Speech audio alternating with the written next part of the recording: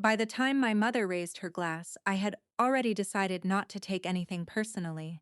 That was the trick I had learned with my family. If my brother succeeded, celebrate him.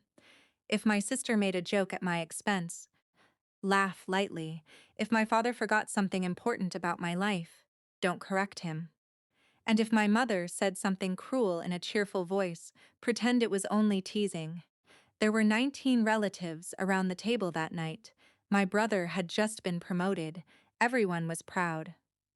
My aunt was telling the same story about him 3 times. My cousins were taking photographs. My father kept reminding people that my brother had always been destined for management. I was sitting near the end of the table, listening. Then my mother turned toward me. She smiled. Maybe one day you'll matter to this family too. My sister laughed. My father smirked into his glass. A few people looked down at their plates. I smiled because I didn't know what else to do. The strange thing was, I wasn't surprised. I had spent years trying to earn a place at that table. I had helped my father with paperwork when his eyesight got worse. I had reviewed contracts for my brother when he first entered his company. I had even stayed awake several nights helping him prepare for an important presentation. He got the promotion. I got a seat near the salad. I told myself it didn't matter. Then the restaurant doors opened. A man in a dark suit stepped inside with the restaurant manager. My brother immediately stood. "Mr. Harris." His boss smiled politely. Everyone at the table straightened. My father looked pleased. My mother whispered, "This is wonderful." Mr. Harris shook my brother's hand. "Congratulations again." My brother thanked him. Then Mr. Harris looked over the table. His eyes stopped on me.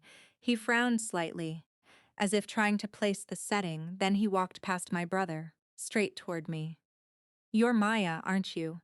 The table went quiet. I nodded. "Yes." He extended his hand. "I've been trying to reach you all afternoon." My brother's smile disappeared. Mortaris continued. "The board approved the restructuring proposal this morning. Your analysis was the reason we were able to move forward." I looked at him carefully. "That's good to hear." He glanced at my brother. "I thought you were joining us tonight." My brother swallowed. "I didn't know she was coming." There was something almost painful about the sentence, not because he hadn't expected me, because he had never thought to mention me. Mortar Harris looked confused. "She's the consultant who helped us identify the problem with the regional accounts." My mother stopped smiling. My father lowered his glass. Nobody spoke. I could feel the room waiting for me to explain myself, to reveal something, to win. For years, I had imagined what it would feel like if my family finally discovered that I wasn't insignificant. I had imagined speeches, arguments, receipts placed dramatically on tables. None of that happened. I simply said, "We can discuss the remaining work Monday." Mr. Harris nodded. "Absolutely. And Maya? Yes?" I meant what I said. Your work changed the direction of the project. "Thank you." He left a few minutes later. The dinner continued. But it wasn't the same dinner. My father asked what company I worked with. My sister stopped laughing.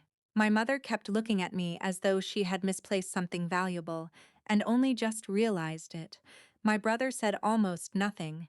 I didn't enjoy their discomfort. That surprised me. I thought I would. Instead, I felt tired. Outside the restaurant, my brother caught up with me. "Why didn't you tell us?" I looked at him. "You never asked." He looked down. After a moment, he said, "I didn't know." "I know." There was no anger in my voice. That seemed to bother him more than anger would have. He wanted me to tell him that everything was fine. I couldn't. He wanted an easy apology. I wasn't ready to give him one. So I said, "Congratulations on your promotion." He nodded. Then I walked to my car. For the first time, I understood something I had been too busy proving to notice. My family hadn't given me my worth. They had only given me their opinion of it. Those were not the same thing. And when I drove home that night, I didn't feel like I had finally mattered to them. I felt something quieter. I realized I no longer needed to.